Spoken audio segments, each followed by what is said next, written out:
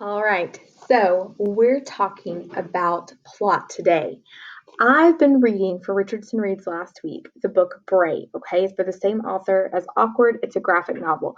So while I talk to you about plot, I'm going to model with this book because after you watch this video, you're going to complete a plot diagram about your independent reading book for your assignment today in class. So here's the breakdown, friends. All right, so the plot is the series of events that makes up the story.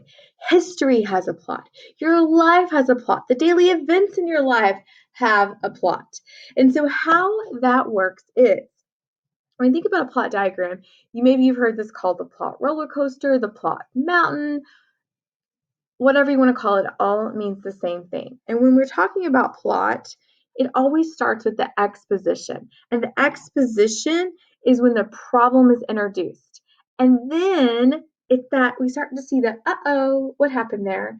And then the rising action is we go, and the characters are working on solving a problem. And the climax is the high point of the story or the problem is solved. You're like, bam, that just solved the problem. Sometimes it's a couple of actions, but usually you know it because it's kind of like, whoa. And then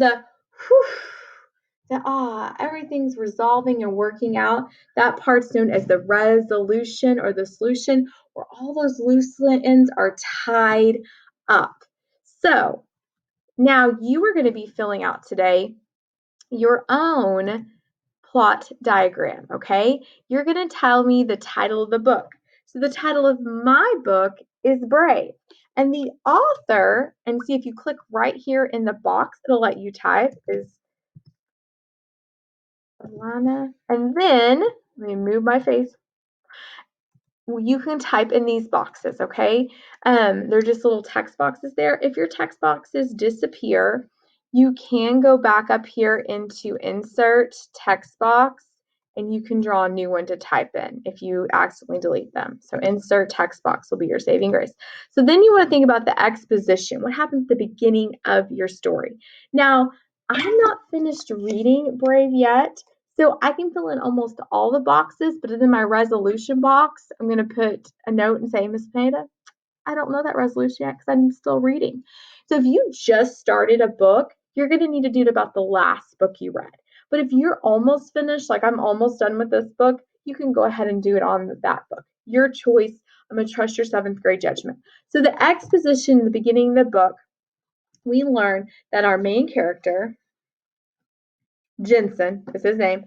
Jensen is a nerd and gets teased at school.